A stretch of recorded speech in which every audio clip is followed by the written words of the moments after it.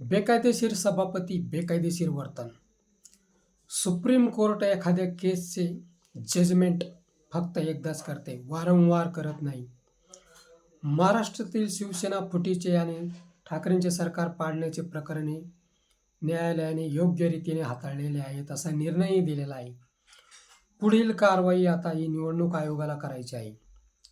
फुटीर गटांना व मातलेल्या सर्व व्यवस्थेला 6 वर्षासाठी बंदी घालायची, 10 वर्षासाठी बंदी घालायची किंवा अजाल्म निवडणूक बंदी घालायची, हे निवडणूक आयोगाने करायचे आहे.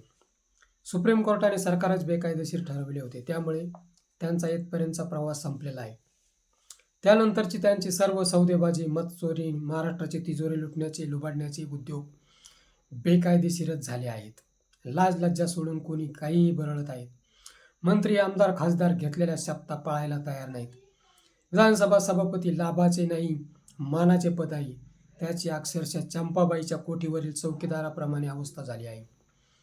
महापालिका निवडणुकीत कुटुंब कबिला उभा राहिला म्हणून विरोधी उमेदवारांना माघार घेण्यासाठी दबाव टाकण्याची त्या खुर्चीला शोभत नाही. 4 चौकात माजी खासदाराला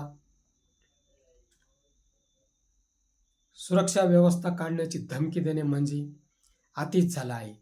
खरे तर सभापती कोणी ऐऱ्या गैऱ्या नतो खैऱ्या नसावा, त्याला त्या कामकाजाचा प्रचंड अनुभव हवा. हे असे कोणत्याच नियमात बसत नाहीत.